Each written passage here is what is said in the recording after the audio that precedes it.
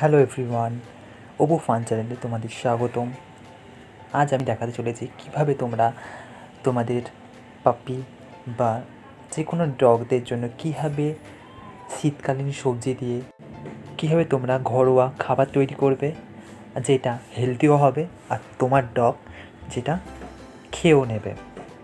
Video দেখার আগে নিচে থাকা যে সাবস্ক্রাইব বাটনটা রয়েছে ওটা প্রেস করে রাখো, আর পাশে থাকা বেল আইকনটা অবশ্যই প্রেস করে দাও, যাতে যখন আমি নতুন ভিডিও আপলোড করব তার নোটিফিকেশান সবার আগে তোমার কাছে পৌঁছে। চলো তোমাদের দেখিয়ে দিই আমি কী শীতকালীন সবজি নিয়েছি।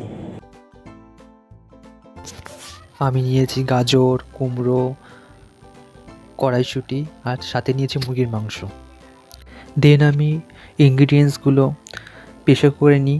ফার্স্টে দুটো হাই ফ্লেমে সিটি মেরে নিই, দেন আমি লো ফ্লেমে 5টা সিটি মারি, দেন নাবাই। দেন আমি সেদ্ধ করা মাংস আর সবজিটাকে ভালোভাবে ম্যাশ করে নিই, তারপরে রাইসটাকেও ভালোভাবে ম্যাশ করে নিই, তারপরে ভালোভাবে দুটোকে ভালোভাবে মিক্স করে এবার আমি আমার ডগকে খেতে দিই। তো এইভাবেই যদি তোমরা তোমার ডগেদের জন্য সিজনাল শাকসবজি দিয়েই খাবার তৈরি করে নিতে পারো ঘরোয়া উপায়ে, তো তোমাদের ডগেদের কোনো প্রবলেম হবে না।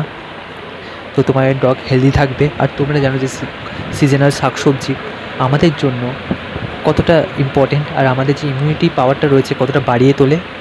তো তোমরা এইভাবেই ঘরোয়া উপায়ে খাবার তৈরি করে নাও আর তোমাদের ডগকে হেলদি রাখো।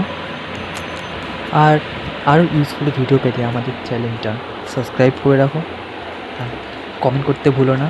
তো দেখা হচ্ছে আরেকটি ইনফরমেটিভ ভিডিওতে। টাটা।